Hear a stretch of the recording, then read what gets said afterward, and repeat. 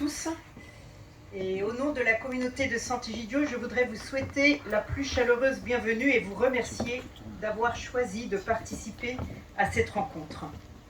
En effet, aujourd'hui, nous sommes particulièrement heureux de nous retrouver ici à Paris, à l'occasion du 9e Congrès mondial contre la peine de mort qui rassemble cette semaine des responsables politiques, des juristes, des organisations internationales, des représentants de la société civile, des communautés religieuses et de très nombreux jeunes venus du monde entier pour poursuivre un même objectif, faire progresser l'abolition universelle de la peine de mort.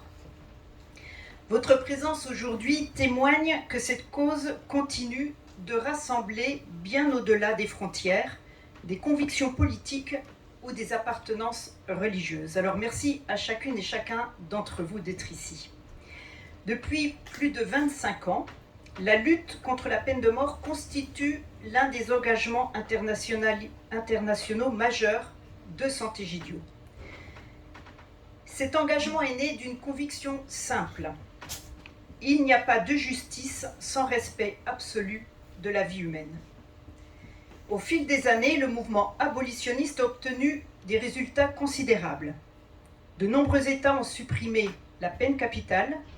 Les résolutions successives des Nations Unies en faveur d'un moratoire universel ont recueilli un soutien toujours plus large et partout dans le monde, une nouvelle culture de la justice progresse.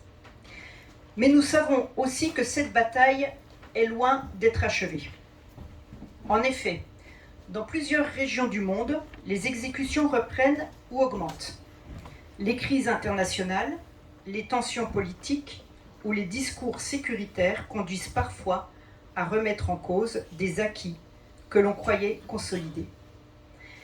Et c'est précisément dans ces moments qu'il devient nécessaire d'imaginer une nouvelle réalité. Nous pouvons dire alors que le titre de notre rencontre n'est pas seulement un slogan. Imaginer une nouvelle réalité, c'est croire avant tout que l'histoire peut changer. C'est refuser de considérer la peine de mort comme une fatalité. Chaque abolition, chaque moratoire, chaque condamnation évitée nous rappelle que le changement est possible. Mais ce changement, et surtout le changement ultime d'un monde sans peine de mort, suppose alors une alliance toujours plus large, locale et globale, avec les institutions internationales, la société civile, les communautés religieuses et surtout, je dirais, les nouvelles générations. C'est précisément cette diversité d'engagement que nous allons découvrir ensemble cet après-midi. Et je remercie très sincèrement chacun des intervenants que je présenterai au fur et à mesure d'avoir accepté notre invitation. Alors pour commencer cette rencontre, je voudrais remercier très chaleureusement la mairie de Paris Centre qui nous accueille aujourd'hui. La ville de Paris est signataire de longue date de l'appel des villes pour la vie, villes contre la peine de mort et se joint à ce titre à la journée de mobilisation annuelle du 30 novembre qu'il faudra, je crois, réactiver ensemble. Depuis de nombreuses années, la ville de Paris partage avec Sant'Egidio, notamment ici dans le centre de Paris, un engagement constant en faveur d'une culture de paix, du dialogue et de la défense des droits fondamentaux. C'est donc un plaisir d'inviter Madame Karine Barbali, maire adjointe de Paris Centre, à ouvrir officiellement cette rencontre.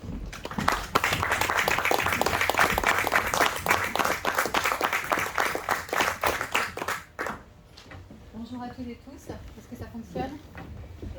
Pas tout à fait. Ah, ça y est. Bonjour à toutes et tous. Welcome in the Paris Center City Hall. Benvenuti a tutti.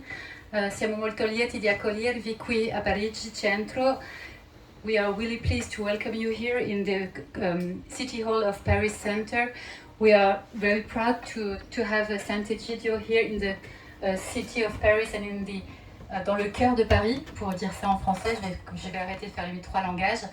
Mais en tout cas, voilà, je voulais vraiment vous dire qu'ici, on est un cœur de Paris international.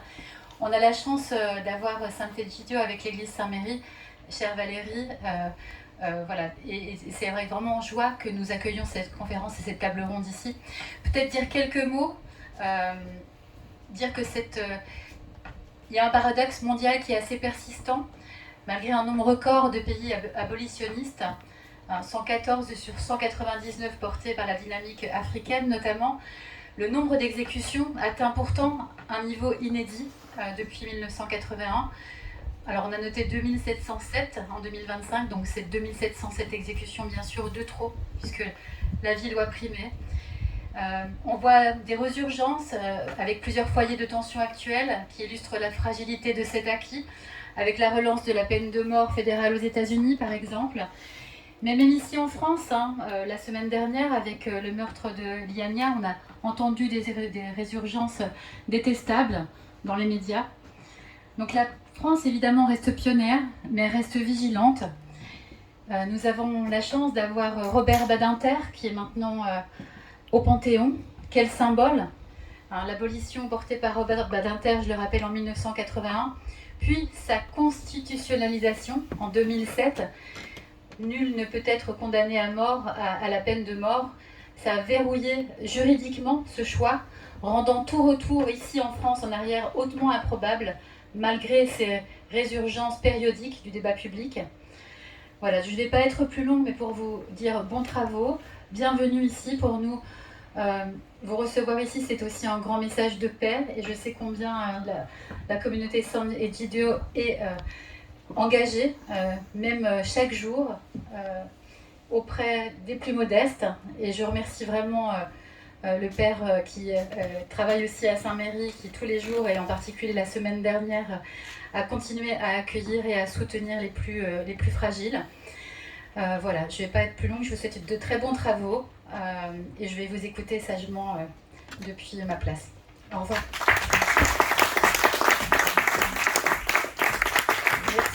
Merci beaucoup, Madame l'adjointe au maire, chère Karine. Votre présence en effet rappelle que les villes peuvent aussi devenir des laboratoires d'humanité et de nouvelles réalités. Cette mobilisation dépasse naturellement les frontières, puisque depuis de nombreuses années, plusieurs États soutiennent activement les efforts internationaux en faveur de l'abolition universelle de la peine de mort. Alors nous sommes particulièrement honorés de pouvoir compter aujourd'hui sur la présence de 2 représentants de pays profondément engagés en faveur des droits humains et de la dignité de la personne. J'ai tout d'abord le grand plaisir d'inviter son Excellence Madame Valérie Bruel-Melchior, ambassadeur de la Principauté de Monaco en France et en Principauté d'Andorre. La Principauté de Monaco entretient avec Sant'Egidio des relations de confiance et de longue date autour de nombreuses initiatives humanitaires et de paix. Sa présence aujourd'hui témoigne de l'importance que Monaco accorde à la défense de la dignité humaine et au combat en faveur de l'abolition universelle de la peine de mort. Merci. Merci Madame Régnier. Vous l'avez dit, nous sommes très proches de votre organisation et nous en sommes très fiers. Je suis très honorée effectivement de participer à cette réunion aujourd'hui et dans le contexte de la conférence que vous avez organisée qui suit le congrès qui s'est ouvert hier sur l'abolition de la peine de mort. La communauté que vous représentez est l'un de nos principaux partenaires de coopération internationale et nous œuvrons de concert dans plusieurs autres domaines tels que la santé, l'accueil des réfugiés, mais aujourd'hui nous nous concentrerons sur notre combat commun qui est l'abolition universelle de la peine de mort. Je tiens aussi à exprimer toute la reconnaissance de mon pays pour l'engagement constant de votre communauté, de sa capacité à créer des espaces de dialogue et à rassembler des femmes et des hommes de tous horizons autour d'un même idéal.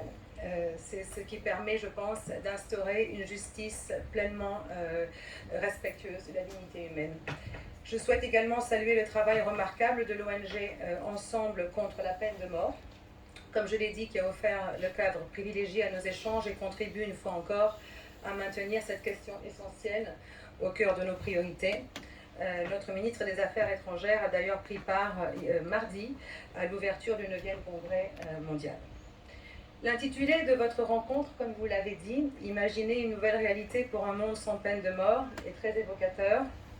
L'abolition de la peine de mort progresse depuis plusieurs années grâce à la détermination des États, de certaines organisations internationales, de parlementaires, de magistrats, d'universitaires et bien sûr de nombreuses organisations de la société civile qui n'ont jamais cessé de porter ce combat. Aujourd'hui, une majorité d'États dans le monde a renoncé à la peine capitale, en droit ou en pratique. La justice ne se renforce pas en produisant la violence qu'elle condamne. Toutefois, derrière les progrès accomplis, comme vous l'avez dit, se trouvent des réalités particulièrement préoccupantes. Le dernier rapport d'Amnesty International révèle qu'en 2025, au moins 2707, vous l'avez dit, exécutions ont été recensées dans le monde, soit une augmentation de près de 78% par rapport à l'année précédente. Et ce niveau est le plus élevé enregistré depuis plus de 40 ans. Ces chiffres sont d'autant plus inquiétants qu'ils demeurent toujours incomplets. Nous savons que dans plusieurs pays, les statistiques relatives à l'application de la peine de mort ne sont pas diffusées, elles restent secrètes, et le nombre réel d'exécutions est donc probablement supérieur à celui que nous connaissons. Ces données nous rappellent que la peine de mort continue d'être appliquée dans des circonstances donc incompatibles, évidemment, avec les principes des droits de l'homme.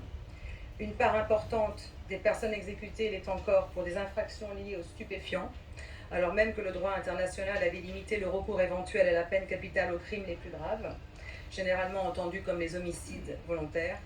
Et plus préoccupant encore, la peine de mort demeure parfois utilisée comme un instrument de répression politique visant des opposants, des manifestants ou des personnes ayant simplement exercé leur liberté d'expression.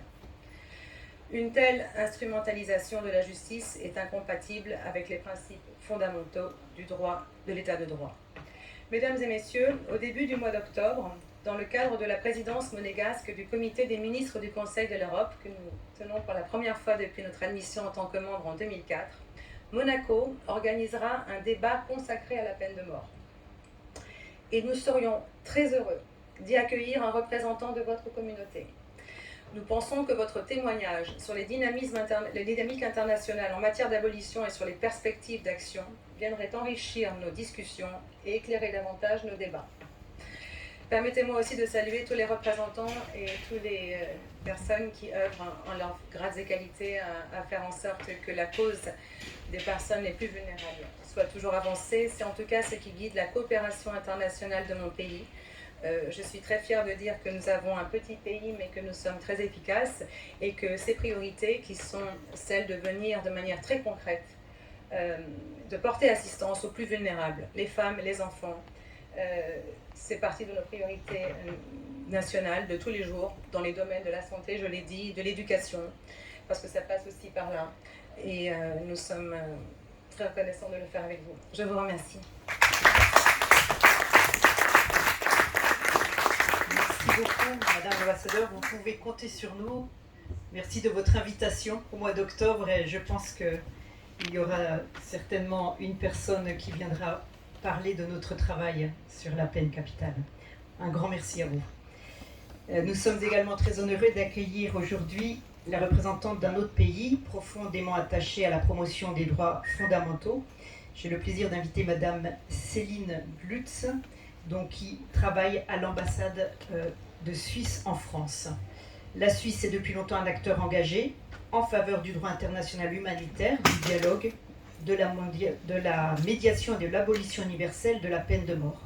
Son engagement constant rappelle combien la défense de la dignité humaine constitue un fondement essentiel de l'ordre international. À vous la parole. Merci beaucoup. Bonjour à tous. Je crois que vous avez déjà tout dit. Je ne veux pas être très longue. En fait, je veux juste souligner à quel point la Suisse elle est contente et heureuse de soutenir ce congrès mondial qui lutte pour l'abolition de la peine de mort. C'est un combat qui est extrêmement important et finalement ça témoigne aussi de notre engagement de longue date dans cette démarche. Nous on le sent aussi, c'est vraiment un travail de longue haleine qui doit être fait. On l'a entendu depuis hier aussi au sein du congrès et c'est ce à quoi on s'attache aussi avec vous toutes et tous. Et j'aimerais reconnaître aussi le travail de la communauté San Egidio. Vous êtes un partenaire important pour la Suisse en matière d'abolition de la peine de mort, mais aussi sur les dialogues de paix. Et c'est vraiment le genre de dialogue qu'on aimerait continuer d'avoir avec vous tous et vous toutes. Peut-être juste un point un peu sur notre engagement à l'international et sur le multilatéral. Vous le connaissez, il y a cette résolution au sein de l'Assemblée générale des Nations Unies depuis un certain nombre d'années que la Suisse elle porte. On va continuer de la porter avec le Mexique. On a eu un soutien finalement record la dernière fois en 2024 avec 130 États qui ont coparrainé cette résolution-là. Et encore une fois, c'est un engagement qui doit continuer. Et c'est tout le travail de toutes les organisations non gouvernementales, de toutes les organisations de la société civile et le mouvement abolitionniste qui soutiennent finalement cette démarche d'avancer et de progresser, surtout dans les temps dans lesquels on se trouve aujourd'hui. Donc merci beaucoup et je me réjouis de cette discussion. Merci.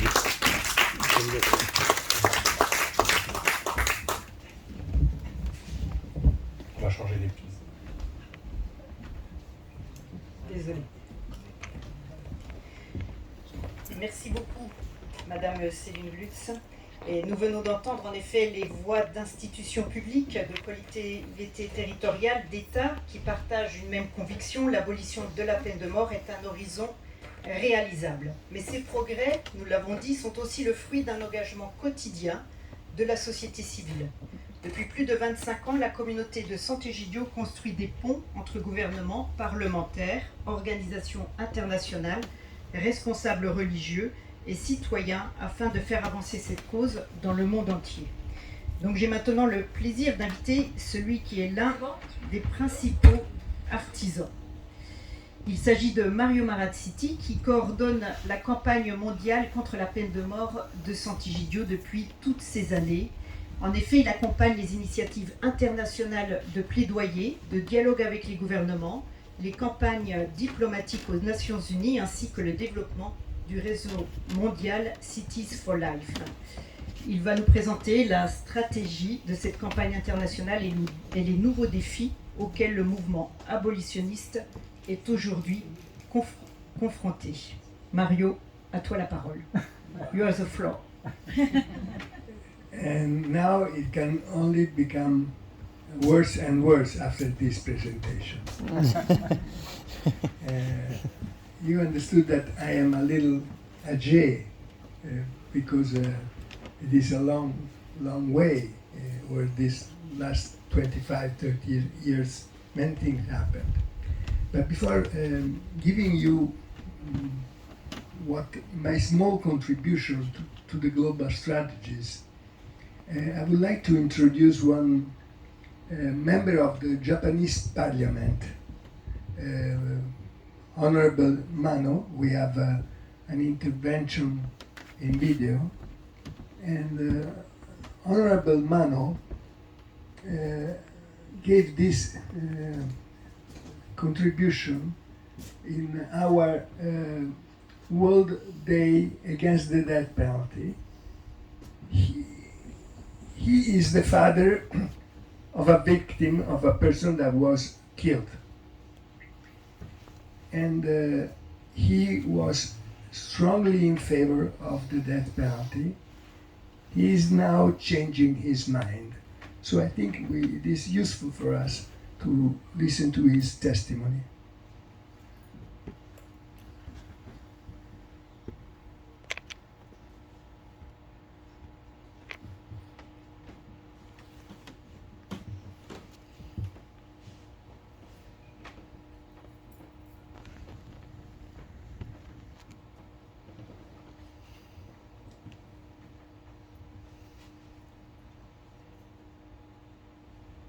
If possible.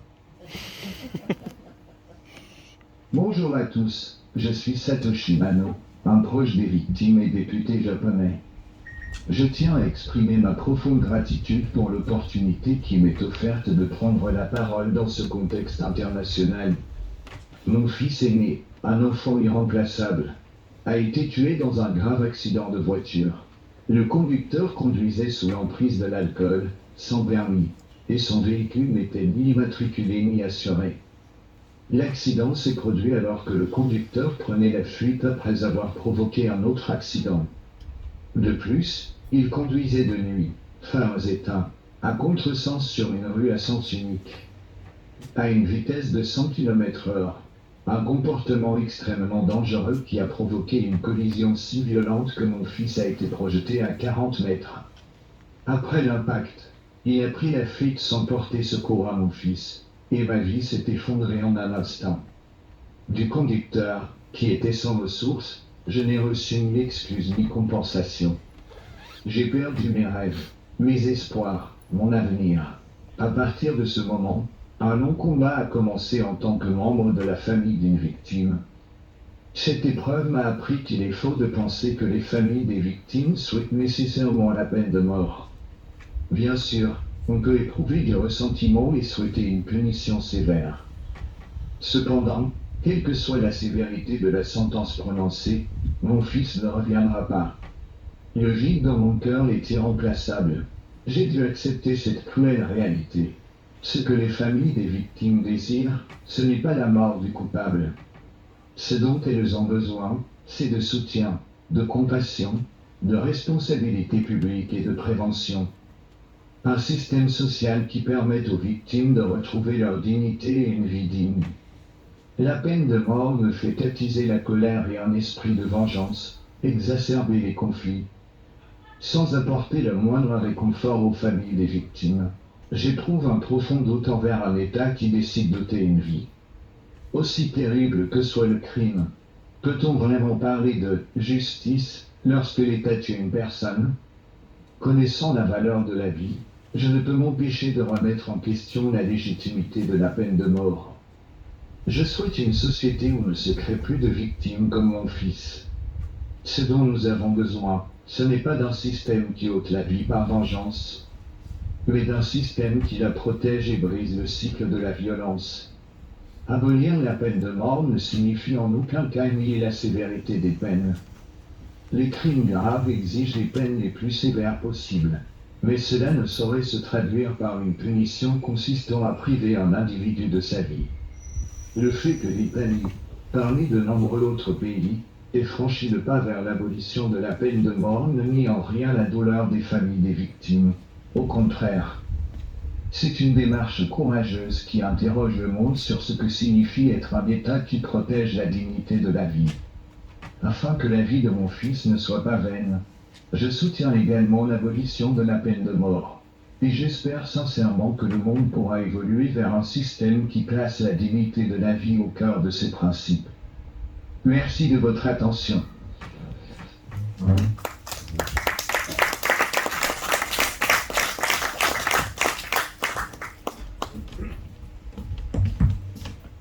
The Honorable Mano is a friend of mine, but brings us directly in the center of the problem. We are not naive people. We want to start from reality. And in Japan, they have the death penalty, and we try to help the Japanese society and political ruling class to change on this point.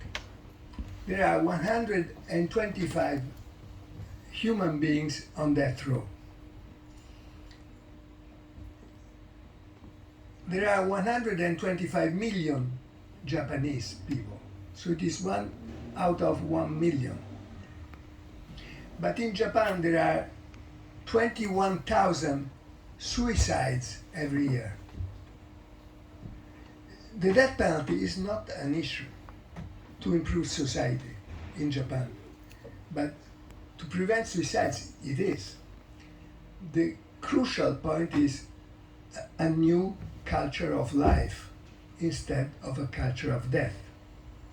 This is not only for Japan, it is nowadays problem. Today's theme and vision present us with a difficult task: to identify global and realistic strategies for achieving a world without the death penalty while navigating against the current, against the tide. Global strategies in a world marked by a fragmented global war and a multilateral system under strain, challenged without warning and without rules, much like the wars that erupt today. The future, once a place of dreams and hope, now seems to have become a place of uncertainty and fear. It is therefore understandable that younger generations often no longer trust the generation that experienced 2 world wars. They struggle to believe us to believe those who came before them when the dream of a world without war, the very dream upon which the United Nations was founded and nuclear disarmament was built, is now being dismantled by the decisions of a very small number of techno-elites and powerful leaders driven by resentment and dreams of omnipotence. Our world seems to be permeated by a culture of death that once appeared unthinkable. War is being presented to public opinion as a natural instrument for resolving conflicts and as the very definition of realism. A culture of death is becoming normalized in our postmodern world that is regressing to an age of force and revenge between individuals, between groups, between urban tribes, and between states. Is therefore our challenge impossible? Is it naive to work for the abolition of the death penalty and to seek its eradication from history? I think not. But there is a profound connection between war and the death penalty. Capital punishment in the war is the war of an entire state against a single individual. Usually someone already in custody. If the ambiguous concept of a just war must be today reconsidered, then the equally ambiguous notion of society's legitimate self-defense, often invoked to justify what is not justifiable, is even more deeply in crisis. A state using all its power to extinguish a human life, thereby legitimizing a culture of death at the highest level, the level of the state, and making every citizen an accomplice to an act of killing. What a strange culture of life it is that resorts to death. Pope Leo XIV helps us understand how war, once described by the United Nations Charter as a scourge, has become an ordinary instrument of international politics. In his courageous and wise Magnificat Humanitas he writes, I quote, "Today, Pope Leo, we are witnessing a genuine paradigm shift in public discourse and in decisions concerning rearmament, with the troubling rehabilitation of war as an instrument of international politics, while the very ethical principles that once limited its use are being eroded. Regional conflicts drag on, tensions escalate, mutual threats multiply, and forms of conflict aimed at territorial expansion, once thought to belong to the past, are re-emerging. Public opinion is gradually being shaped and desensitized by polarized media narratives, often amplified by algorithms that reward confrontation and conflicts." End of the quote of Pope Leo. And what about us? We simply want to turn all of this upside down, because it is the only right thing to do. Grand programme, would have said General de Gaulle. Grand programme. Indeed. We are those who thirst for global solutions while fully aware that they must be pursued within the complexity of today's world.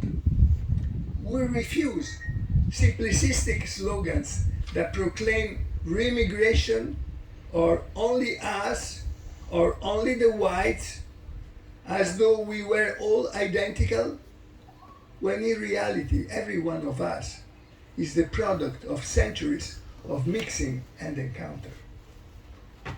Métissage. I'm a false white. We reject the deception of those who claim to defend our civilization while breaking agreements made only the day before.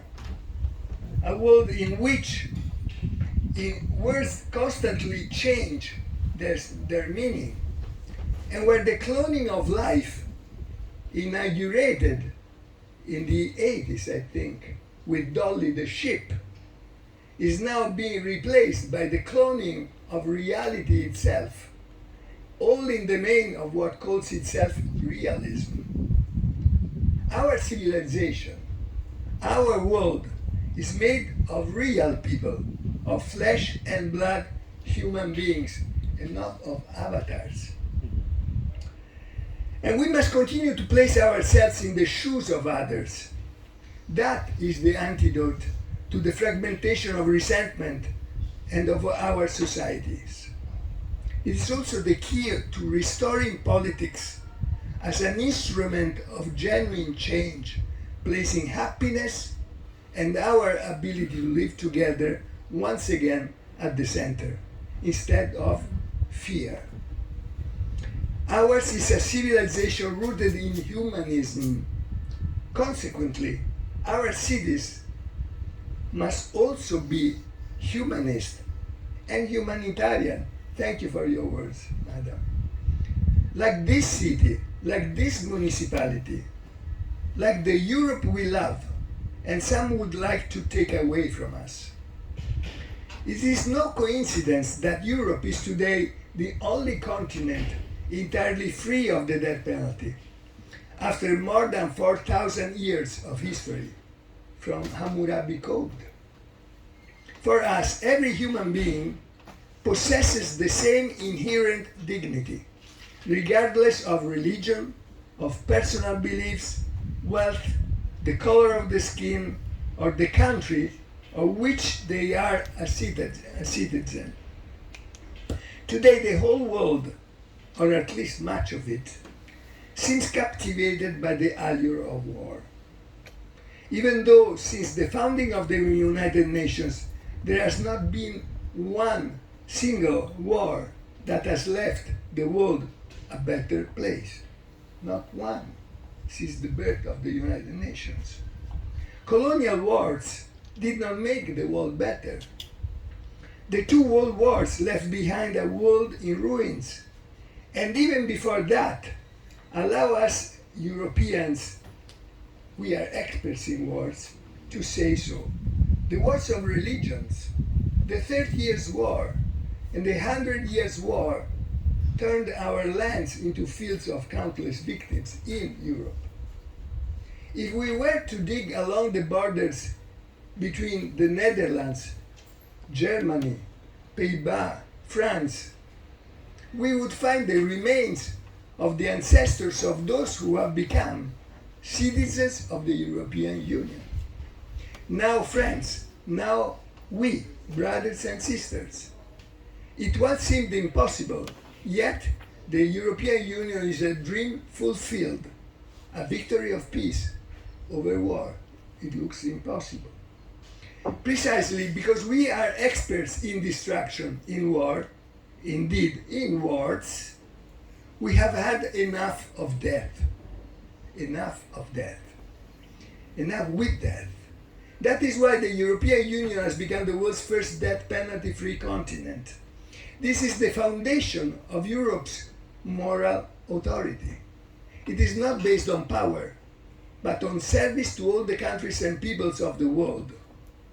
Europe was born from and continues to live by this rejection of violence. But history has another face, also a beautiful one. In 1976, only 16 countries had abolished the death penalty in the world. Today, 144 no longer use it. 55 still retains it in their legislation, and only 17 actually carried out executions in 2025, one state more than in 2024. Yet we know, we heard, we have bad figures for the last year, because we have returned to 2,707 known executions, a figure that is comparable to that of 40 years ago, so a regression of 40 years. And just 4 countries account for almost all known executions worldwide. I say known executions because we have no reliable data from China, North Korea, or Vietnam, although Vietnam has been steadily reducing the number of capital offenses that deserve the death penalty for them. It is very important, very important. The 4 leading practitioners of state executions are in order: Iran, with more than 2,000 executions, and a renewed wave of repression following the conflict involving Israel and the United States. Then Saudi Arabia, the United States, and Egypt. Japan has resumed executions last year. Israel has selectively reintroduced the death penalty for alleged Palestinian terrorists. President Trump, exceeding the traditional scope of presidential authority, is pressing to accelerate the appeals process for 40 inmates convicted of federal crimes in order to make it possible for him to carry out their executions before the end of his mandate, of his term. He loves that. He really loves that. Before being a president, he bought a whole page in the main New York media to say, kill them, to the young people that were considered guilty of an assassination in Central Park, that then it was demonstrated that they were innocent. As a private citizen, he was encouraging that blood. The death penalty.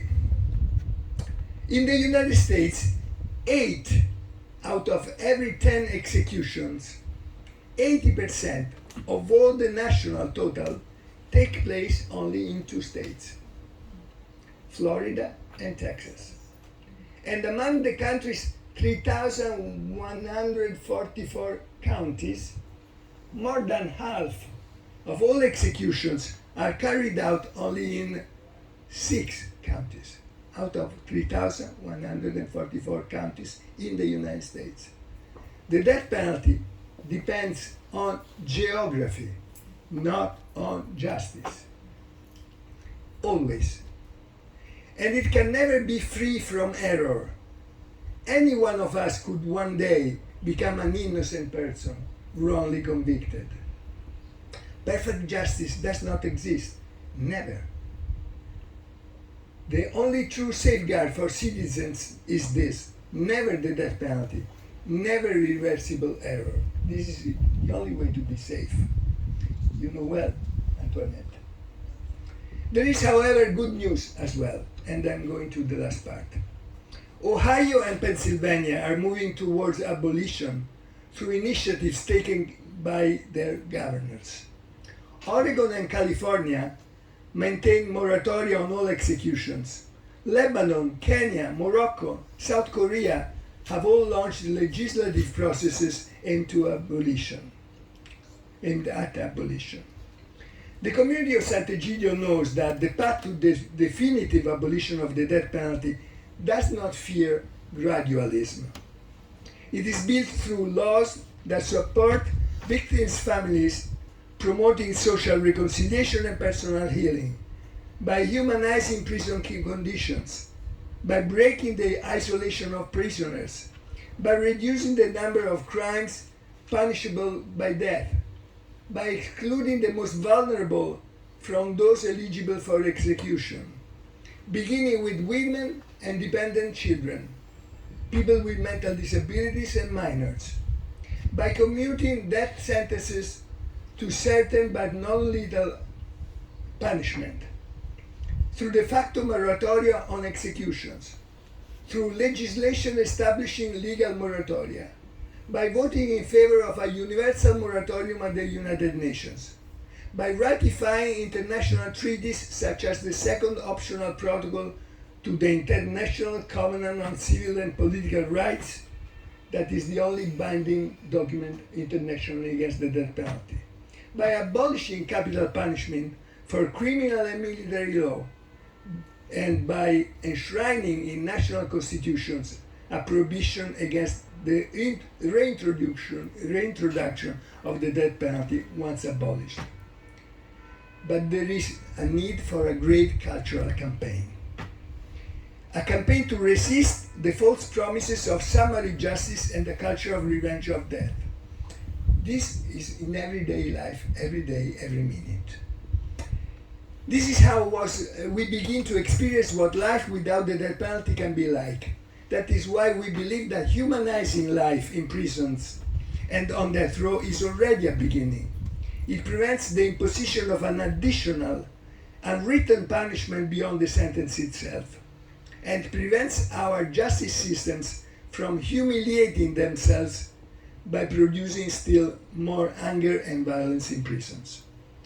We know that the death penalty is contrary to the teachings of the Catechism of the Catholic Church. It is the culmination of a long journey, spanning the many centuries from the Constantinian era to the 20th century. The pontificates of the 20th century, from Pope John XXIII to Paul VI, from John Paul II to Benedict XVI, developed an increasingly clear magisterium rejecting capital punishment. At the conclusion of the Synod of Africa, Pope Benedict XVI had already called upon African states to abolish the death penalty across the continent. Africa is the continent that is changing faster on the death penalty. With the revised text of the Catechism of the Catholic Church, Pope Francis has offered the world a cornerstone, a definitive moral awareness. In unequivocal words, the death penalty, it says, is inadmissible because it is an attack to inviolability and dignity of human person. Always. He reaffirmed this only a few days ago, and Pope Leo did so as well in Magnificat Humanitas. Let me conclude. Why to abolish the death penalty? Why abolish the death penalty when there are so many other pressing problems? Because this is where peace begins, and we are in urgent need for peace. We must abolish the death penalty because it is the most extreme expression of a culture of death. It is a summary. And because it concentrates within itself all the weaknesses of our justice systems. It denies the rehabilitative purpose of punishment and criminal sanctions. It fosters abuses against individuals. It invariably creates new victims, the innocent family members of those who are executed. These are new victims. Above all, it strikes at the very reason why justice systems and laws exist. Law exists and always comes into being to reduce violence, to protect society, and to defend life, including the life of those who have committed wrongdoing. A justice system that imposes the death penalty, even when supported by the shifting tides of public opinion, always denies its own fundamental purpose. The law contradicts itself. The death penalty is a deception because it promises healing that it cannot deliver to the families and friends of victims. We heard that. There is never healing in revenge.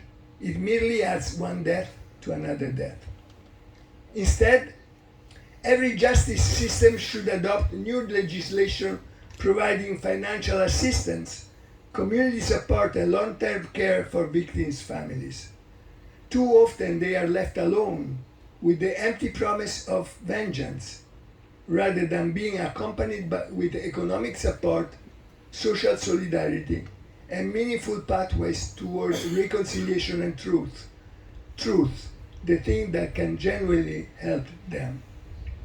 The death penalty is not a remedy for widespread violence, for the maras, for gangs, or for rising aggression, nor is it an effective response to the global drug trade.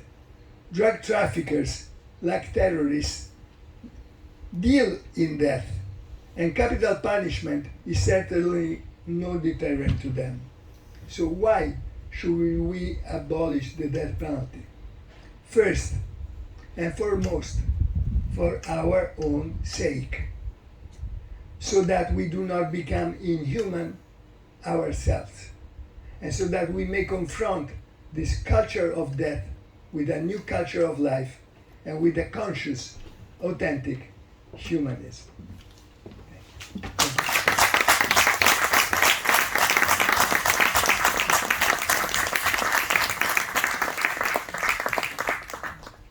Thank you very much, Mario. Grazie per le tue parole che ci colpisce molto. Ton intervention en effet nous montre que l'abolition progresse lorsqu'elle devient un projet partagé entre des acteurs très différents. Et surtout, elle est une vision qui tire toute sa force de beaucoup d'engagement et d'histoire personnelle. C'est pourquoi c'est un immense honneur d'accueillir aujourd'hui Antoinette Chahine. Antoinette, tu es victime d'une erreur judiciaire, condamnée à mort au Liban, avant d'être innocentée et libérée. Tu es devenue l'une des grandes voix internationales en faveur de l'abolition. Aujourd'hui, ambassadrice de l'ACAT, elle porte dans de nombreux pays un témoignage qui rappelle combien chaque condamnation concerne d'abord une vie humaine. Merci, chère Antoinette, d'être avec nous et nous t'écoutons avec beaucoup d'attention. Merci.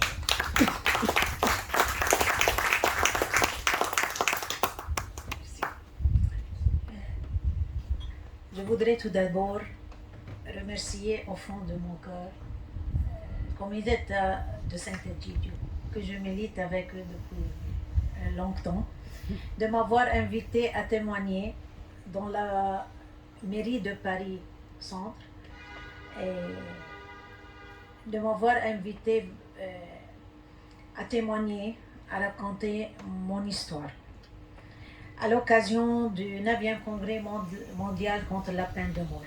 Permettez-moi ici de saluer 2 personnes, mes collègues dans ce combat qu'on a participé, Mario et Bernadette. Nous avons participé au premier congrès mondial contre la peine de mort en 2001.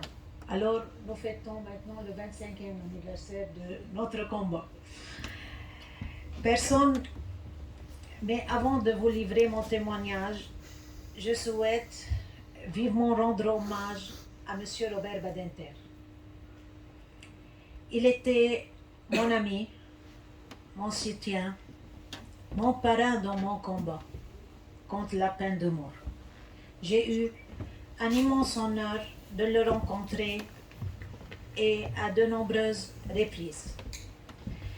Personne ne peut parler de la torture et de sa douleur, de la peine de mort et de son amertume, de l'injustice et de sa violence mieux que celles et ceux qui l'ont vécu tout cela. Je les ai vécus tous. Je m'appelle Antoinette Chahine, je suis franco-libanaise. Je suis l'ambassadrice de l'ACAT France au Liban. Mon histoire personnelle est une histoire remplie d'injustice. Depuis le jour où j'ai été arrêtée le 21 mars 1994. C'est très difficile de le résumer en quelques minutes. J'étais étudiante. J'ai été arrêtée simplement parce que mon frère Jean était membre des forces libanaises et ce parti politique chrétien était persécuté à cette époque. J'ai été interrogée, torturée, condamnée à mort lors d'un premier procès et finalement innocentée et libérée après 5 ans et demi de détention. J'étais une jeune fille, à l'âge des rêves, comme toutes les jeunes filles de mon âge. J'avais des rêves, des rêves de vie, d'avenir, d'amour. Et puis, en une seule nuit, toute ma vie a basculé. Tous mes rêves se sont effondrés. Ces rêves immenses se sont réduits jusqu'à ne devenir qu'une seule chose, survivre. Survivre à la torture, soulager la douleur de mon corps. Sortir vivante de prison, ne pas être exécutée. Voilà ce que sont devenus mes rêves. J'ai subi toutes les formes de torture, dans toute leur cruauté. On voulait juste me contraindre à livrer un faux témoignage. J'ai vécu des moments terribles. J'ai été torturée. J'ai connu tout genre de torture, physique et psychologique, comme le balanco. Le balanco, où on m'a suspendu par les bras sans que mes pieds ne touchent le sol. Comme le poulet, où mes pieds et mes mains étaient liés comme un poulet, et il me frappait sur la plante des pieds.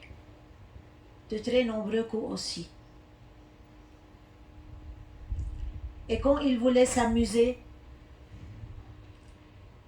il me tenait par les cheveux et me cognait contre le mur comme s'il jouait au ballon. Vous imaginez ces tortures pour une fille? Je vous épargne les détails d'une nuit lors de laquelle ils ont déversé sur moi de l'eau bouillante et ils ont dû appeler la Croix-Rouge. J'ai été torturée à tel point que j'ai dû être hospitalisée à 2 reprises. Croyez-moi, le plus grand de supplices fut la soif. Après avoir refusé de signes, malgré toute la torture et la souffrance que je subis, on ne m'a plus donné de l'eau. On m'a versé sur le front de telle sorte qu'elle n'atteint pas mes lèvres. Je cherchais désespérément à attraper une goutte d'eau, mais ma langue ne réussissait pas à en toucher une seule. C'était un des pires supplices. Je vais vous raconter une nuit noire que j'ai vécue sous une torture très cruelle. J'ai atteint un moment où je ne pouvais plus supporter la torture. Et c'est une grande question et c'est un grand exemple pour nous tous. Alors, je leur ai dit, arrêtez. Je signerai n'importe quel papier que vous voulez, mais je veux vraiment me reposer. Ils m'ont donné de l'eau et m'ont amené dans un bureau pour signer. Pour signer un faux témoignage. J'ai vu le stylo au bord du bureau. Je l'ai pris dans ma main et il est tombé par terre sans que je le veuille.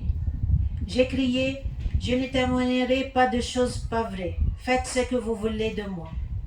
Je n'oublie pas de vous dire qu'il y a eu un médecin légiste qui a défié toute pression et écrit un rapport détaillé sur mon état après tout ce que j'ai subi.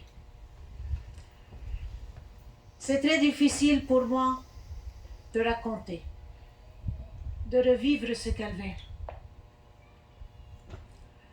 Mais il faut absolument quelqu'un qui parle, témoigne, raconte ce qui se passe sous la torture.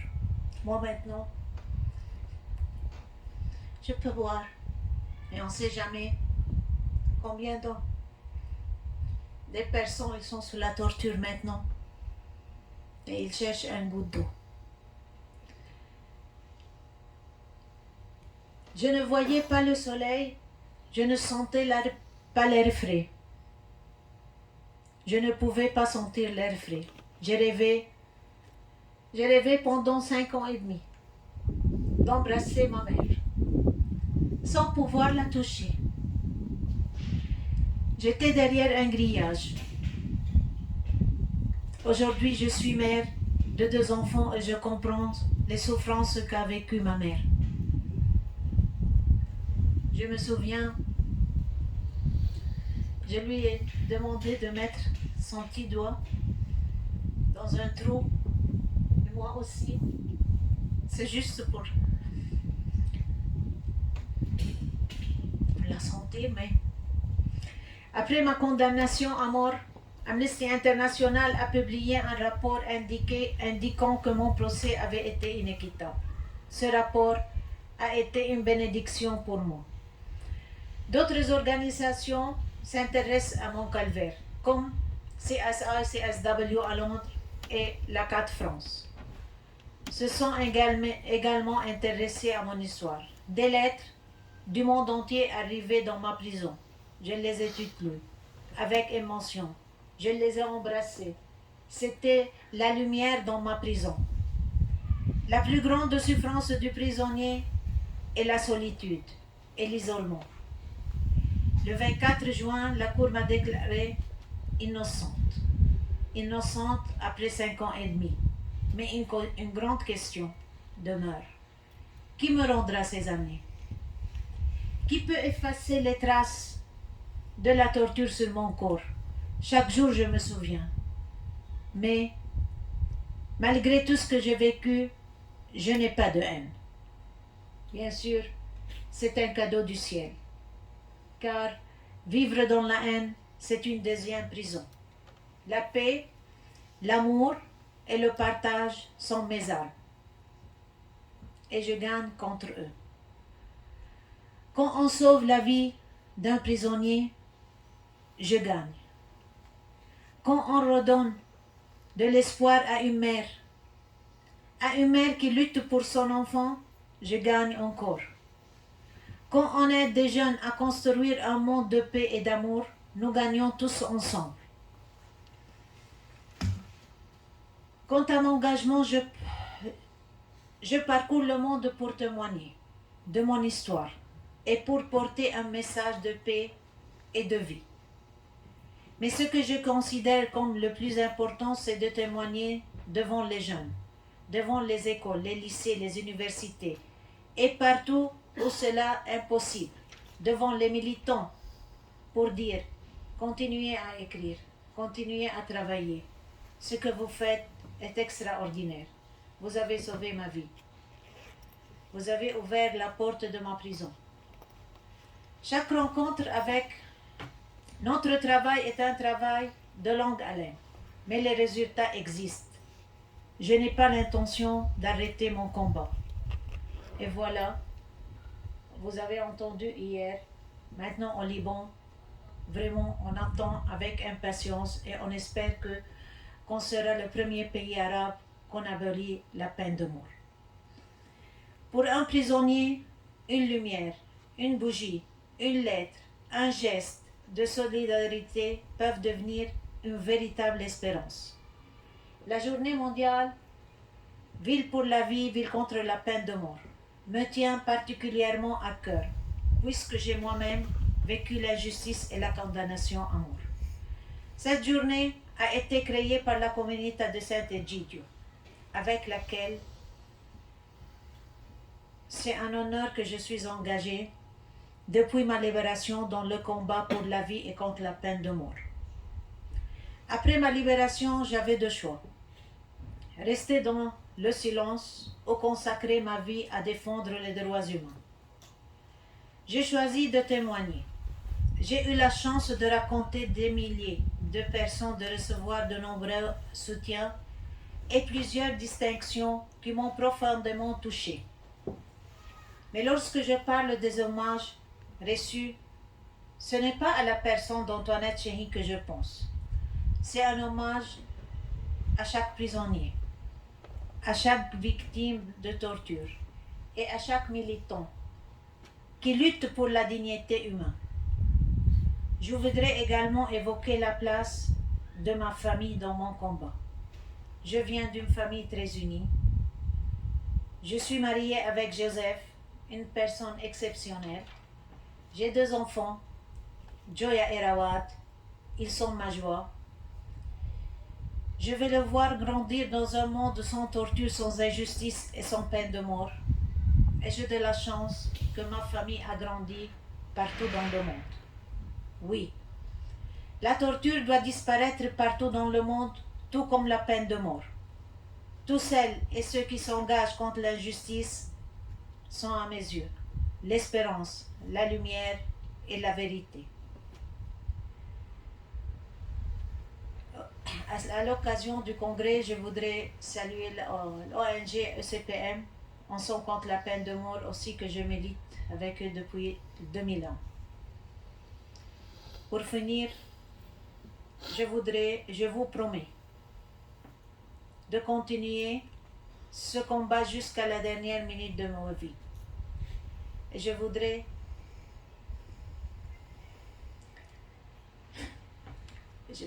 promettre aussi ma mère, et je sais qu'elle me regarde du ciel, de n'arrêter pas mon combat, pour que personne ne vit ce qu'elle a vécu et ce que j'ai vécu.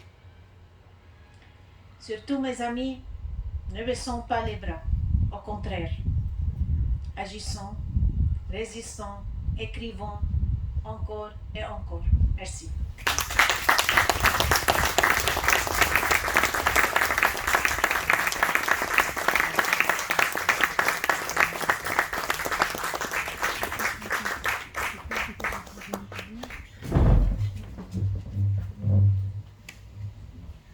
Merci Antoinette infiniment pour ton témoignage qui nous rappelle que l'abolition ne concerne pas seulement le passé. Elle engage aussi l'avenir. Et cet avenir appartient en particulier aux jeunes générations. Ce sont elles qui feront vivre demain une culture de la paix, du dialogue et du respect inconditionnel de la vie humaine. Alors j'ai le plaisir d'inviter maintenant Elsa Chakis des Jeunes pour la paix de Sant'Egidio Paris. À travers leurs nombreuses initiatives, les Jeunes pour la paix montrent que l'engagement pour la justice se gagne au quotidien, dans l'engagement contre la culture de l'indifférence, contre la culture de la force, en vainquant le mal par le bien. Elsa, à toi la parole, partage-nous la voix des jeunes de Sant'Egidio.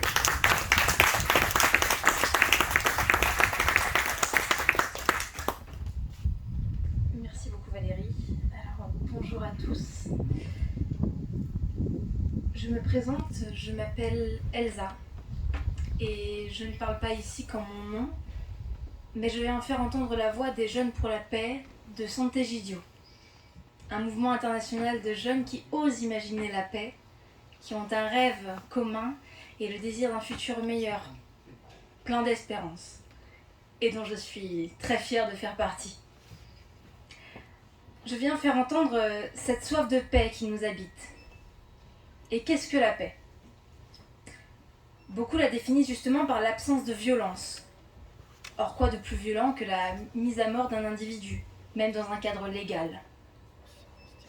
Alors, puisque nous désirons la paix et agissons pour son avènement, ne devons-nous pas nous révolter face à la violence de la peine capitale ? En arrivant aux Jeunes pour la paix, j'ai découvert une toute autre manière de regarder les autres, que ce soit ceux qui se trouvaient autour de moi ou mon prochain, parfois dans la rue. J'y ai appris que la paix se construit dans les gestes les plus simples, par l'écoute, le partage, le besoin et l'envie d'être ensemble. Je l'ai découvert au travers des différents services de Sant'Egidio, auprès des pauvres, des personnes âgées, ainsi que l'accueil des réfugiés, qui arrivent en France grâce aux couloirs humanitaires, et les enfants également. Chaque visage que j'ai rencontré m'a aidé à sculpter une nouvelle image du monde dont je rêve aujourd'hui. Un monde au visage humain. Au sein des Jeunes pour la paix, je participe au service de la cantine familiale. Chaque dimanche, avec une vingtaine d'autres jeunes, nous cuisinons et servons un repas pour 150 personnes sans abri ou dans la précarité. La cantine familiale est un véritable lieu d'union, de partage et de rencontre. C'est un lieu essentiel pour nos amis de la rue qui trouvent une famille, un refuge, mais aussi pour les bénévoles qui y servent. Personnellement, j'éprouve une immense joie chaque dimanche en me rendant à la cantine familiale. La première chose que l'on nous apprend quand on arrive à la cantine, c'est « ici on fait comme à la maison ». Et j'aimerais d'ailleurs ajouter Ici, on se sent comme à la maison.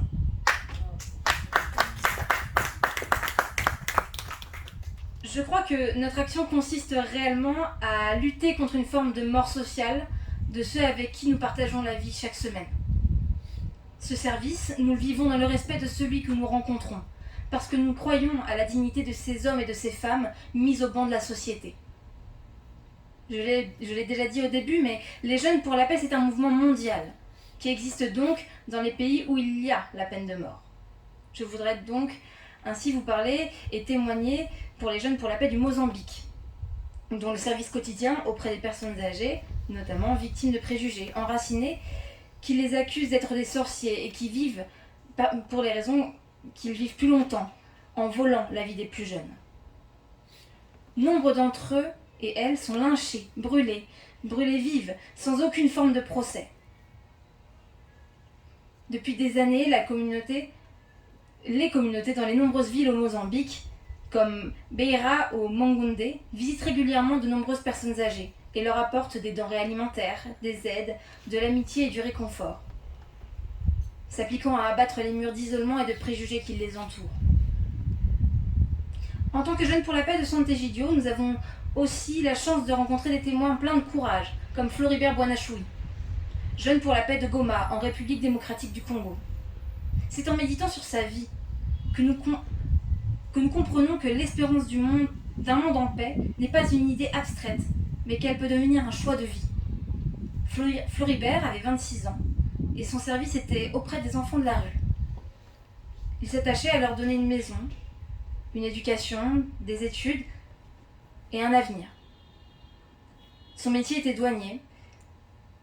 Il est mort le 7 juillet 2007, assassiné après avoir été torturé pour avoir refusé de l'argent pour laisser entrer dans le pays des denrées avariées qui auraient empoisonné les enfants des rues et les familles qu'il connaissait. Floribert nous laisse ici un héritage, celui de penser qu'une seule vie compte infiniment.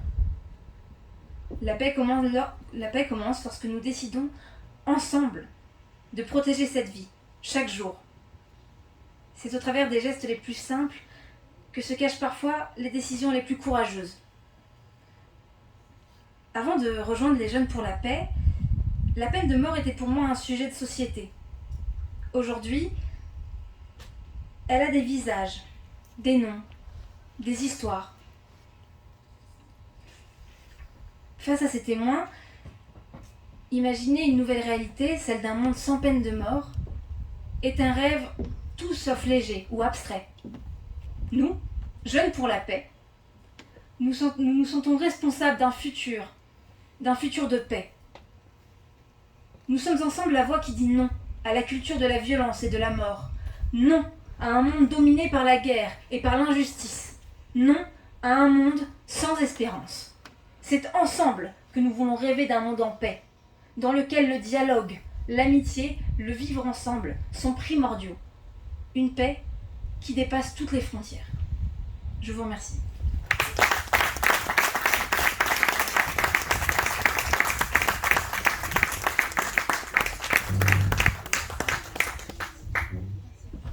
Merci Elsa, merci aux Jeunes pour la paix. L'engagement en effet des jeunes est d'autant plus fort qu'il dépasse les frontières et les appartenances, comme tu as pu le dire, chère Elsa. La défense de la dignité humaine est un langage universel, nous l'avons mieux compris. Elle rassemble en effet des croyants de traditions différentes, mais aussi toutes celles et tous ceux qui refusent que la violence puisse constituer une réponse à la violence. Pour conclure cette rencontre, alors nous sommes heureux d'accueillir Fakhrouddin Arozi, représentant à Paris des Jeunes de la Muhammadiyya, la plus grande organisation religieuse musulmane en Indonésie et dans le monde. Votre présence rappelle combien la lutte contre la peine de mort constitue aujourd'hui un engagement universel. L'Indonésie conserve à ce jour la peine capitale. Et face à un défi mondial, les jeunes de traditions différentes découvrent qu'ils peuvent porter ensemble une même espérance et construire une même culture de vie. Je vous en prie, partagez-nous votre expérience.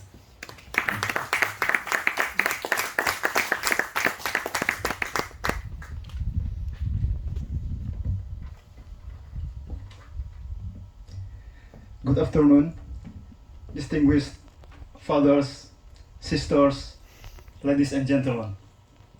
First of all, we would like to express our sincere gratitude to the community of St. Egidio for their kind invitation and for organizing this important gathering. It's a great honor for us to represent the special branch of Muhammadiyah in France and to share an Islamic perspective on one of the most challenging ethical questions of our time, the death penalty. Allow us to introduce Muhammadiyah. Founded in Indonesia in 1912, Muhammadiyah is one of Indonesia's largest Islamic socio-religious organizations. For more than a century, it has dedicated itself to education, healthcare, and humanitarian service. As representative of the younger generation within Muhammadiyah, we are deeply committed to ensuring that our fight continues to be source of compassion, hope, and justice in an increasingly complex world. We are especially glad to be here today because Muhammadiyah and the community of St. Egidio are not strangers to one another. For decades, our two communities have stood side by side in humanitarian work and peace building.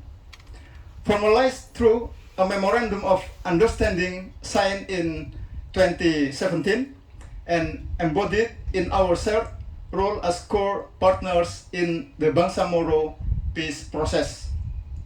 Both Muslims and Christians affirm that human life is sacred. The Quran declares that whoever kills a person unjustly is as though he has killed all of humanity.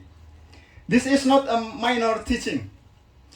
It sits at the very heart of Islamic law, whose highest purpose, before anything else, is the preservation of human life. When we speak of justice in Islam, we are always speaking first and foremost of how to protect life, not how to take it. In this sense, we believe Muhammadiyah and the Catholic Church began from precisely the same conviction, that life itself, very single life, is too sacred to be treated lightly by any human authority. Likewise, we believe we share a deep concern whenever justice is undermined, when legal systems become unfair, when political interests influence judicial decisions, or when vulnerable people are denied equal access to justice. The third concern, we believe, hold us closer than our differences ever could.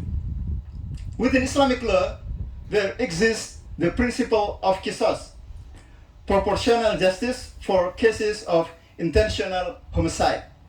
Yet it has never been understood as revenge. It may only be applied under strict standards of evidence and due process, and always in service of that same higher purpose, preserving life, not destroying it. From this perspective, the death penalty has historically been understood not as vengeance, but as an exceptional measure intended to protect life and prevent arbitrary violence. And at the same time, Islamic law gives remarkable importance to mercy and forgiveness. In cases of intentional homicide, the victim's family may request proportional justice, choose to forgive the offender, or accept compensation. All three are legally recognized, yet the Quran goes further, encouraging forgiveness and teaching that those who forgive and seek peace will receive their reward directly from God. Forgiveness, therefore, is not weakness. It represents a higher moral choice on the Quran honors and encourages. Here we find a profound resonance with the Catholic understanding of reconciliation as an expression of a deeper love and commitment to human dignity. Within contemporary progressive Islamic thought, there is also a growing awareness that every human legal system is imperfect. Wrongful conviction, political interference, and structural injustice require great caution whenever irreversible punishment are considered. For this reason, many contemporary Muslim scholars, including scholars within Muhammadiyah, regard capital punishment as an absolute last resort, placing greater emphasis on rehabilitation and restorative justice. This is not merely theory. Earlier this year, an interfaith gathering at University of Muhammadiyah Kupang brought Catholic and Muslim leaders together, calling jointly for the abolition of the death penalty, prove that this dialogue is already alive in Indonesia. To be clear, this is not a rejection of Qisas as a sacred principle revealed by God. It's a call for caution in how a modern, imperfect state applies in irreversible punishment, precisely the kind of caution that Islamic law itself demands. Ladies and gentlemen, as we conclude, we do not believe this gathering is about determining whose theology is superior. It's about discovering how our traditions, already partners in peace, can contribute together to a more human society. The Catholic Church has reached its position on the death penalty through a long process of theological reflection. Likewise, Muhammadiyah continues to reflect on this issue through collective ijtihad. Perhaps this is where we can work together, not by erasing our theological differences, but by affirming our shared commitment, embodied already in Sang Egidio and in gathering like the one in Kupang, to ensure that justice always serves human dignity and never arbitrary power. Ultimately, both the Quran and the Gospel remind us that every human life is sacred. Trust that shared conviction, we believe, provides a strong foundation for our continued dialogue and cooperation in building a more just and compassionate world. Thank you very much.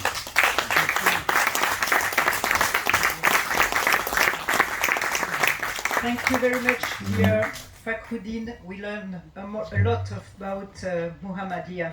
Thank you. It's very important to know also about it. So, thank you very much to everyone. Merci beaucoup à chacun de nos intervenants, à la ville de Paris-Centre, à mesdames les ambassadeurs, à tous nos partenaires, spécialement l'ACAT France.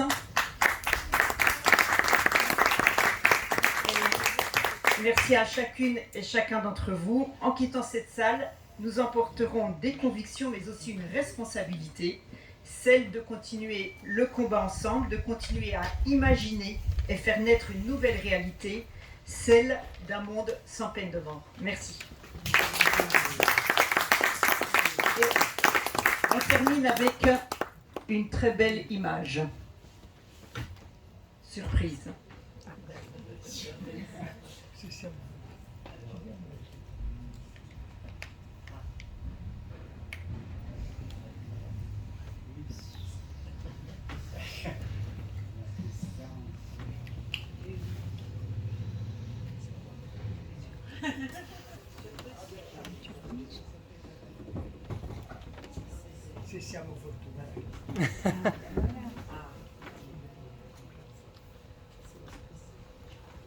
We should not forget where we are and why we chose you, Colosseum. For centuries, you have been the symbol of the death penalty.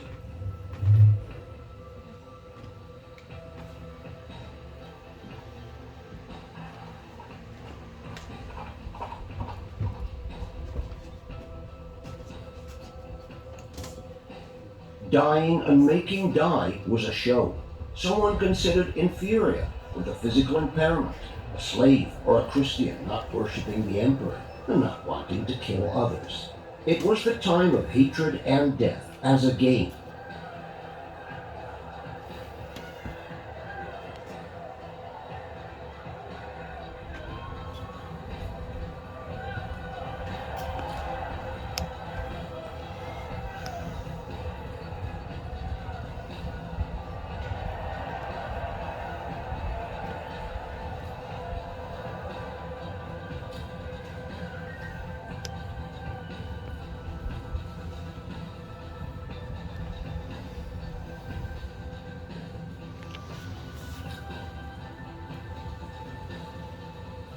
Yet from this very place and from the darkness of its history of blood and revenge, we can change the world if we help justice meet compassion. Thus from darkness comes light.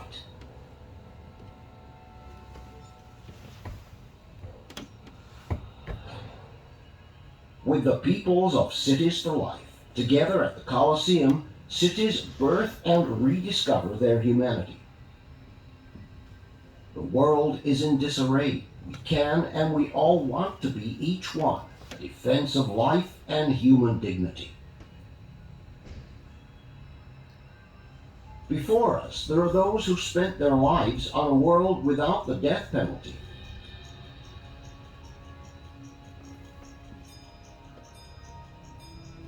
The sharp blade created always new hatred and pain.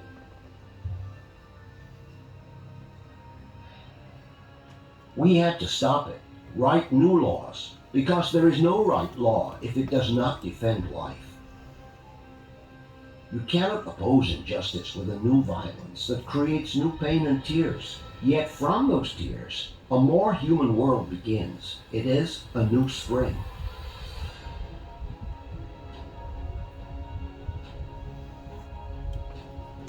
The death penalty keeps too many people in Asia, Africa, America in the dark of a culture of death, like in a nightmare. We need everyone. Let us sail together. Destination, a world without capital punishment.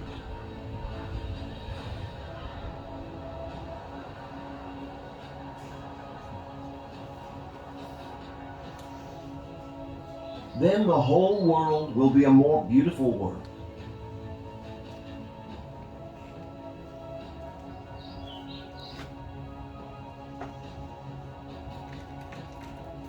Unfortunately, however, the words of hate are getting stronger. Hate speech hurts from afar. It strikes like bullets.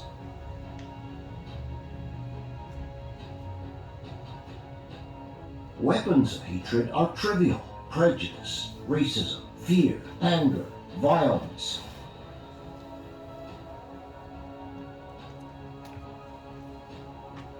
The desire of a self-made justice.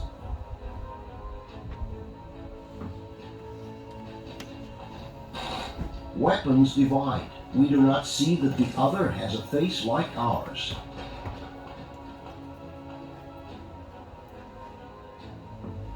We do not have weapons, just words and ourselves. The world has changed for the better with words, reasoning in the place of simplifications and fairy tales. That is how wars are over. Consciences have been reborn, and air wiped out of hatred.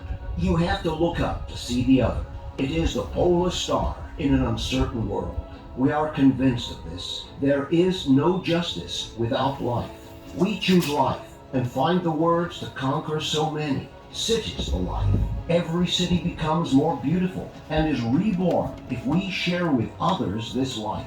You can, with your commitment, establish again with Cities for Life, a world which provides a suitable life for everybody, without fear, with you, together. The future has already started.